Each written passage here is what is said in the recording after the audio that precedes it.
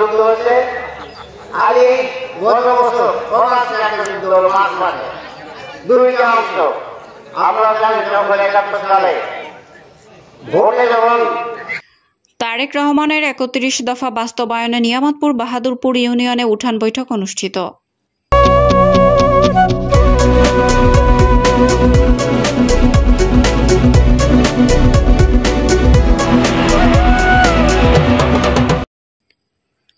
আসসালামু আলাইকুম। এডিপি বাংলার সংবাদে সবাইকে স্বাগত জানাচ্ছি। আমি সুমা আহমেদ। নিজস্ব প্রতিনিধি শেখ রুবেল আহমেদের পাঠানো তথ্যচিত্রে দেখুন বিস্তারিত। নওগাঁ জেলার নিয়ামতপুর উপজেলায় ৮ নং বাহাদুরপুর ইউনিয়নে বিএনপির আয়োজনে ইউনিয়নের খড়িবাড়ি বালিকা উচ্চ বিদ্যালয় মাঠে এই উঠান বৈঠক অনুষ্ঠিত হয়। এ সময় প্রধান অতিথি হিসেবে উপস্থিত ছিলেন নওগাঁ ১ আসনের সাবেক সংসদ সদস্য বীর মুক্তিযোদ্ধা ডক্টর মোহাম্মদ সালেক চৌধুরী। সভাপতিত্ব করেন নিয়ামতপুর উপজেলা বিএনপির সাবেক সহসভাপতি শফিকুল ইসলাম। সঞ্চালনায় বাহাদুরপুর ইউনিয়ন বিএনপির নেতা খাদেমুল ইসলাম। প্রধান বক্তা হিসেবে উপস্থিত বক্তব্য রাখেন নিয়ামতপুর উপজেলা বিএনপির সাংগঠনিক সম্পাদক মোহাম্মদ শামীম রেজা চৌধুরী বাদশাহ। উপস্থিত ছিলেন ৮ নং বাহাদুরপুর ইউনিয়নের সাবেক চেয়ারম্যান ও বিএনপি নেতা ইমরান হোসেন।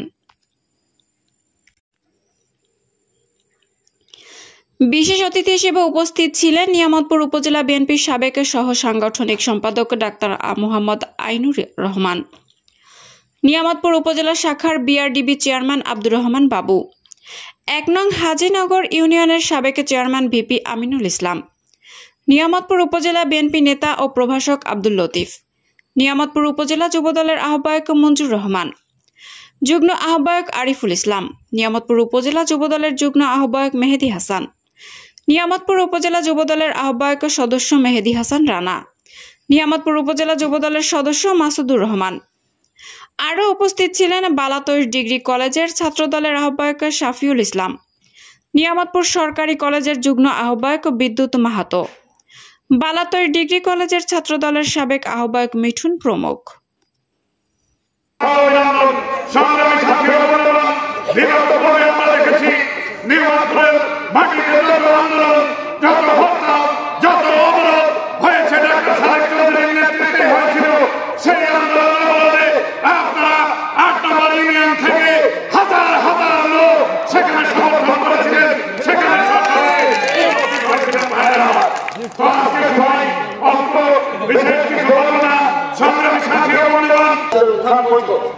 এটা কি ছোট বৈঠকগুলো জনসভার মধ্যে কিন্তু জনসভা নয়।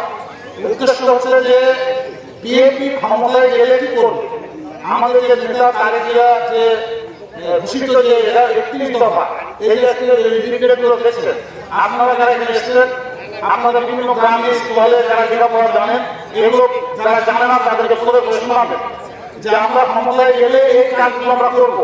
আপনারা দেখেন এই কাজগুলো ভালো না খারাপ। আমার ব্যক্তিগত অনুরোধ, যদি তা না করেন আর আপনারা যদি একত্রিত না থাকেন তাহলে ১ মাস বাইরে পালায় থাকবেন, বাসায় আসবেন, এরপর বাসাও থাকবে না। থাকবেন কোথায়? বাসা থাকবে না, বাসা পরিষ্কার করে দিবে। আপনাদের কাজ জানেন, আমার সামনে নিজে আর্মির কমান্ডার নিয়ে যাচ্ছিল রাজ্যে, বলে আমি গাড়ি বলেছিলাম এক ব্যাগ জুতা সেট বলে এক ব্যাগ। আপনাদের নেতা বুঝতে পারছেন? আওয়ামী লীগের নেতা ছিলেন, এক ব্যাগটা সেট আছে, ও টাকা দিয়ে কাজ করে দেবে।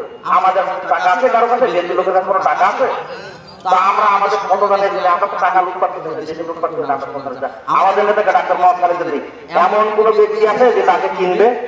আপনাদের এই ডিগ্রি কলেজ, ডিগ্রি কলেজ মনে করেন এমপি ছিলেন আপনাদের। আসলে বিএনপি প্রেসিডেন্ট হওয়ার তখন মাঠে মাঠে কি করে দৌড়ে বেড়াচ্ছেন, খাল খনন করছেন, রাস্তাঘাট তৈরি করছেন, এরকম সৎ যোগ্য ব্যক্তির জন্যই আসলে উনি খুব সৎ কাজের মধ্যেই দুষ্কৃতীরা তাকে হত্যা করেছে। আসলে এরকম সৎ যোগ্য ব্যক্তির ছেলে ছিলেন তারেক জিয়া এবং সৎ যোগ্য ব্যক্তির নেতৃত্বই পারে একটা স্বাধীন, সার্বভৌম এবং শক্তিশালী দেশ তৈরি করতে। আজকে আপনারা জানেন যার জন্য বারবার বিএনপিকে হতত খাইতে হচ্ছে। ১৭ বছর এই বিএনপিকে যে রাজনীতিতে আসতে দেয় নাই, যেভাবে চাপা দিয়ে রেখেছিল, যুদ্ধ হয়েছে, আর এই গত বছর ফরাসির একটা যুদ্ধ হলো মার্চ মাসে। দুইটা অংশ আমরা জানি যখন ৭১ সালে ভোটে যখন আওয়ামী লীগ জিতে শেখ মুজিব কখনো বাংলাদেশ চায়নি। সে এই এলাকা ভোটের সঙ্গে 23 তারিখ পর্যন্ত আলোচনা করছে তাকে যেন প্রধানমন্ত্রী ক্ষমতাটা দেওয়া হয়।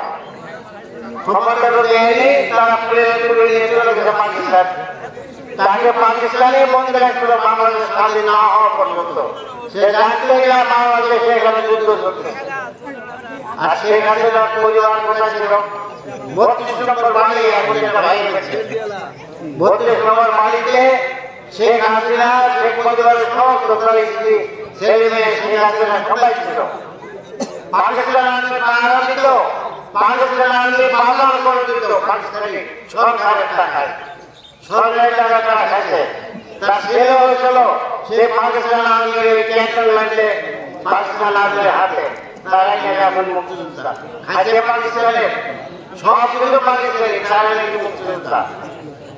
নগর আপনারা দেখাতে পারবেন কোন আওয়ামী লীগের নেতা, বড় নেতা